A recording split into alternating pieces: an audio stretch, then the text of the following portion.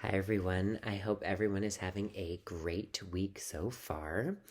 So, I have really been liking what we have been learning throughout the past 3 weeks with arts education, music education, and dance education. So, I wanted to do a video. I really enjoy using different platforms, and I'm able to go back and forth and look at my resources to share with all of you. So, the first question I'm going to talk about is with the NDEO, which I found to be very fascinating. Within the NDEO, there's a lot of different valuable resources. The first one, obviously, that stood out to me was the standards and research. I really liked the different standards available, especially how it said dance education standards and focused on the K 12 setting and module. So that was a really great resource. Second was the COVID 19 resources. One benefit of COVID 19 is the different online platforms with the virtual meetings that I find very informative, and as well as the Teaching Dance Online webinar series as well, which would be very informative for dance education. Also, I really liked the homepage. On the homepage, it had a great opening of National Dance Education and the organization that really captivates the audience.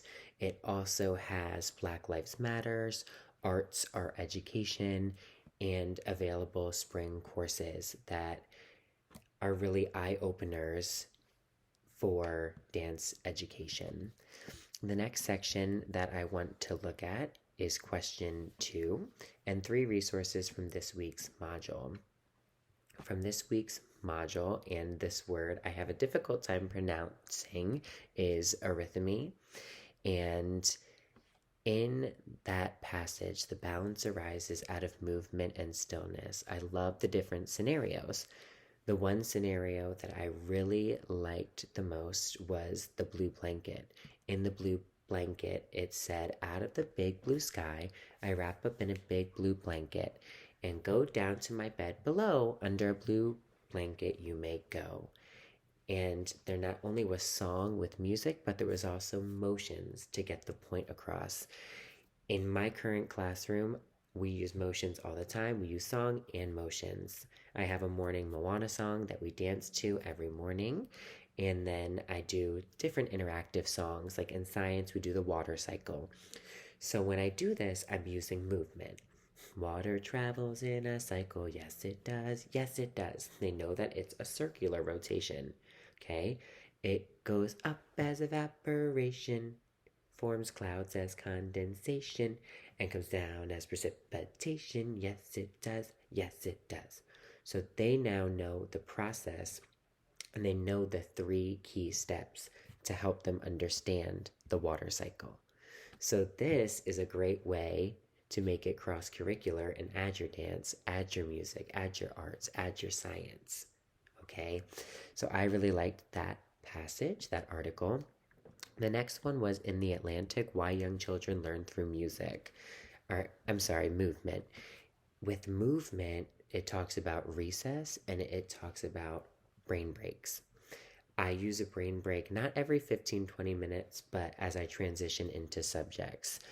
Due to the amount of time, I give them about 3 to 5 minutes to have a dance break. Sometimes I share photos. We listen to songs throughout working on different projects or assignments or classwork to help them clear the air and to dance around, dance in their seat, listen to music, but you're still learning at the same time, and it's a distraction.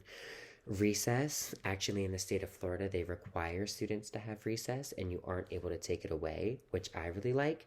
And one of the previous articles, I believe in a previous module, they talked about creative play comes out a lot in recess and how they create games and they create it and they are the teacher and they are in charge and they make their rules and the teacher's not making the rules, they create them.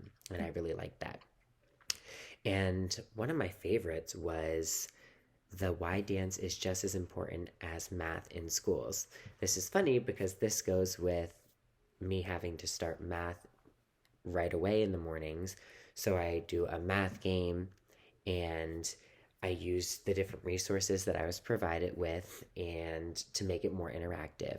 But I really liked the dancing classrooms, and I'm sad it's only based out of New York City because I would love to find something like this in Orlando because I went to sign up my school, but they're in New York City. So I'm looking at contacting them to see if this is something that they could at least connect with my classroom or with me so I can provide resources that maybe I'm just not thinking about to incorporate in my classroom. The next section, I wanted to do all of them, is the third question, compare and contrast the benchmarks. Looking at the benchmarks, I focus on primary because that is my current situation, but I also wanted to get out of my comfort zone and look at high school. With high school, I found a contrast with the visual arts and theater. In theater, it said they're at that point where I interpret it, they are more serious, they want to follow the next step with performance.